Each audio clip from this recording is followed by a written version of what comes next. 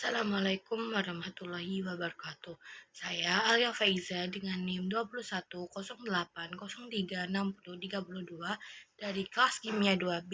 Di sini saya akan setoran hafalan mengenai ayat-ayat Al-Quran tentang fenomena pendidikan, fenomena ilmu biologi, fenomena ilmu kimia, fenomena ilmu fisika, fenomena ilmu matematika, bahkan fenomena ilmu teknologi informasi. Setoran ini bertujuan untuk memenuhi UAS pada mata kuliah studi Al-Quran yang diampu oleh Bapak Dr. Andes Ahmad Hasmi Hasona, MA. Baik, yang pertama yaitu mengenai fenomena ilmu pendidikan. Pada fenomena ini terdapat dalam Quran Surat An-Nisa ayat 9. Bismillahirrahmanirrahim. Wal yakhshal ladina law taraku min khalfihim dzurriyyatan di'afan khafu alaihim falyattaqullaha wal yaqulu qawlan sadida, yang berarti, dan hendaklah takut kepada Allah orang-orang yang seandainya meninggalkan di belakang mereka anak-anak yang lemah, yang mereka khawatir terhadap kesejahteraan mereka. Oleh sebab itu, hendaklah mereka bertakwa kepada Allah dan hendaklah mereka mengucapkan perkataan yang benar. Kutipan tafsir pada Quran Surat An-Nisa ayat 9 tersebut mengenai orang tua yang telah diperintahkan oleh Allah SWT agar menyiapkan bekal yang cukup atau bekerja keras untuk anak-anaknya, di mana setelah bekal tersebut cukup, maka tidak boleh menghamburkannya dan harus hemat serta rajin menabung. Hal ini bertujuan untuk sebagai tindakan preventif serta langkah persiapan terhadap keperluan anak-anaknya di masa yang akan mendatang. Hal ini bertujuan agar masa depan anak-anaknya diusahakan harus terjamin, baik secara fisik, mental, maupun intelektual. Tafsir tersebut ditafsirkan oleh Ahmad Munir dalam bukunya yang berjudul Tarbawi.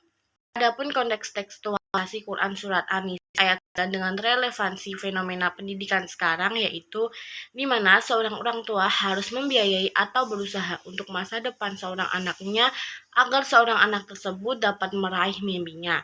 Hal tersebut sangat berkaitan dengan arti Quran Surat An-Nisa ayat 9. Adapun hikmah dari Quran Surat An-Nisa ayat 9 yaitu untuk peringatan agar orang mukmin tidak meninggalkan keturunannya yang melarat saat telah ditinggalkan wafat. Kemudian yang kedua, Islam telah mengajarkan apabila kita telah berwasiat, maka dilarang untuk merugikan ahli waris baik anak maupun cucunya. Serta dalam Islam memegang teguh pada yang namanya suatu keadilan. Fenomena yang berikutnya yaitu fenomena ilmu biologi. Pada fenomena ilmu biologi ini terdapat dalam Quran Surat Shad ayat 71 hingga 72. Bismillahirrahmanirrahim.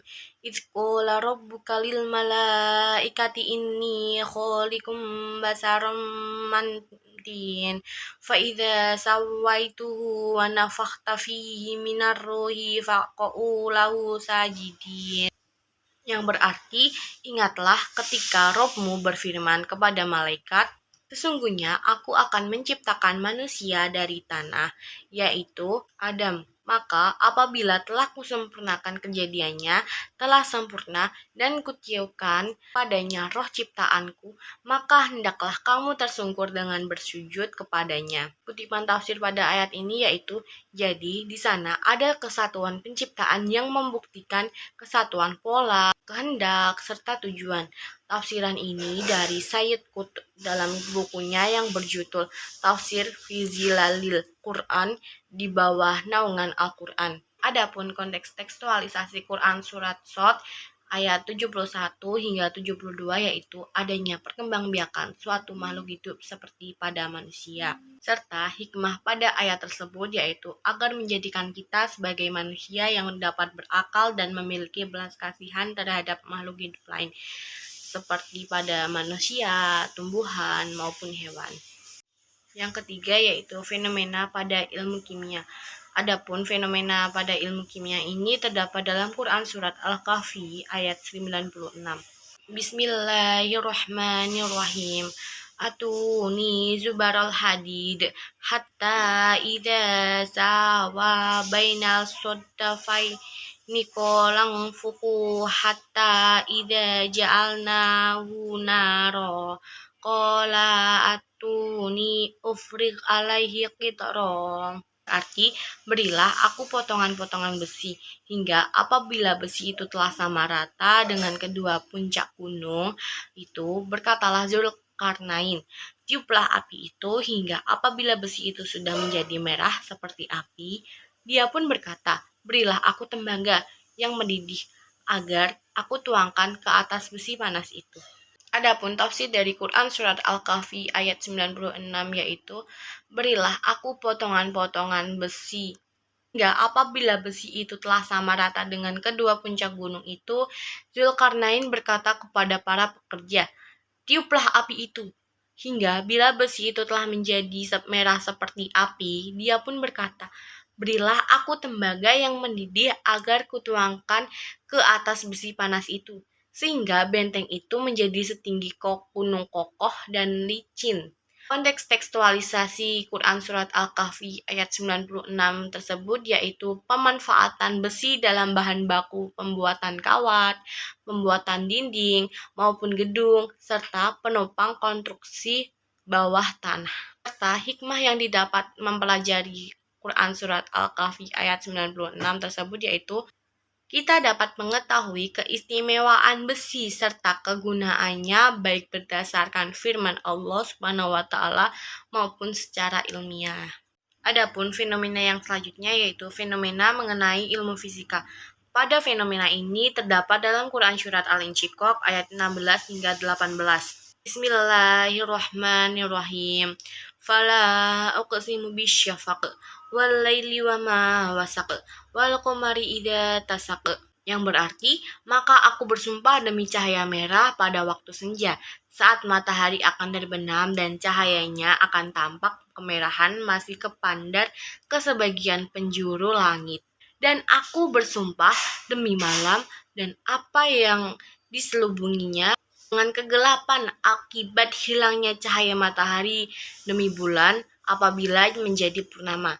Tafsir ayat tersebut yaitu, kamu akan mengalami situasi demi situasi sesuai apa yang telah digariskan bagi kamu. Situasi itu dilukiskan sebagai sesuatu yang dikendarai dan semuanya akan dibawa oleh kendaraannya menuju arah yang ditetapkan dan akan berakhir pada tujuan itu, sebagaimana keadaan yang dilibatkan dan terlihat di alam raya ini, seperti cahaya merah di kala senja, malam dengan apa yang dihimpunnya, serta ketika bulan purnama, sampai pada akhirnya semuanya akan menemui Tuhannya sebagaimana disinggung oleh ayat-ayat yang lalu. Tafsir ini dari M. Quraish Shihab yang menerangkan ayat tersebut dalam bukunya yang berjudul Tafsir Al-Misbah atau Pesan Kesan dan Keserasian Al-Quran pada volume 15. Adapun konteks tekstualisasi Quran Surat Al-Insyiqaq ayat 16 hingga 18 yaitu mengenai relevansinya dengan fenomena ilmu fisika yang masa kini,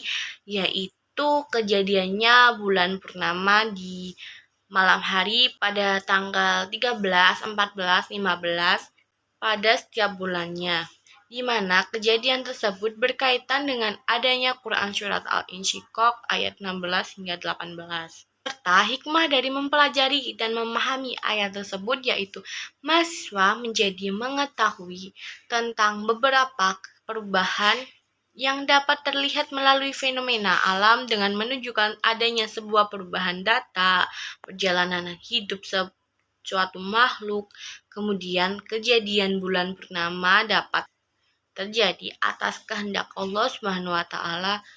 Selanjutnya, fenomena mengenai ilmu matematika. Pada fenomena ini terdapat dalam Quran Surat Ar-Rahman ayat 5 yang berbunyi, Bismillahirrahmanirrahim. Asyamsu wal qamaru bihusban, yang berarti matahari dan bulan beredar menurut perhitungan. kutipan tafsir pada ayat ini yaitu matahari dan bulan beredar dengan perhitungan rinci yang teratur, sehingga keduanya menunjukkan perhitungan bulan dan tahun. Tafsir tersebut berasal dari Syekh Profesor Dr. Wahbah Az-Zuhaili dalam bukunya yang berjudul Tafsir Al-Wajiz. Adapun konteks tekstualisasi Quran Surat Ar-Rahman ayat 5 dengan ilmu matematika yang terjadi saat kini yaitu terjadinya rotasi matahari di mana matahari tersebut berotasi pada sumbernya selama kurang lebih 27 hari dalam satu kali putarannya. Nah, hikmah dari Quran Surat Ar-Rahman ayat 5 tersebut, mahasiswa dapat mengetahui keterkaitan antara peristiwa rotasi matahari yang terjadi secara ilmiah maupun firman Allah Subhanahu wa Ta'ala. Selanjutnya, fenomena yang terakhir yaitu fenomena mengenai ilmu teknologi informasi. Pada fenomena ini terdapat dalam Quran Surat An-Naml ayat 28 yang berbunyi, Bismillahirrahmanirrahim. Idhab bi kitabi hada fa'alkihi ilayhim summa tawalla anhum fangdur mada yarji'un. Yang berarti, pergilah dengan membawa suratku ini, lalu jatuhkanlah kepada mereka, kemudian berpalinglah dari mereka. Lalu perhatikanlah apa yang mereka bicarakan. Kutipan tafsir pada ayat ini yaitu sebagian berpendapat bahwa maknanya adalah pergilah bawa suratku ini lalu jatuhkanlah kepada mereka. Kemudian lihat apa ekspresi mereka. Kemudian berpalinglah dari mereka dan kembalilah kepadaku. Tafsir tersebut berasal dari Abu Ja'far Muhammad dalam bukunya yang berjudul Tafsir At-Tabari. Konteks tekstualisasi Quran Surat An-Naml ayat 28 dengan fenomena ilmu teknologi informasi pada masa kini yaitu adanya penggunaan surat elektronik atau email, serta hikmah yang didapat dari mempelajari Quran Surat An-Naml ayat 28 ini, kita sebagai mahasiswa dapat melatih kesabaran kita. Sekian dari setoran hafalan saya. Apabila terdapat kesalahan kata, baik lafal maupun pengucapan, saya mohon maaf. Assalamualaikum warahmatullahi wabarakatuh.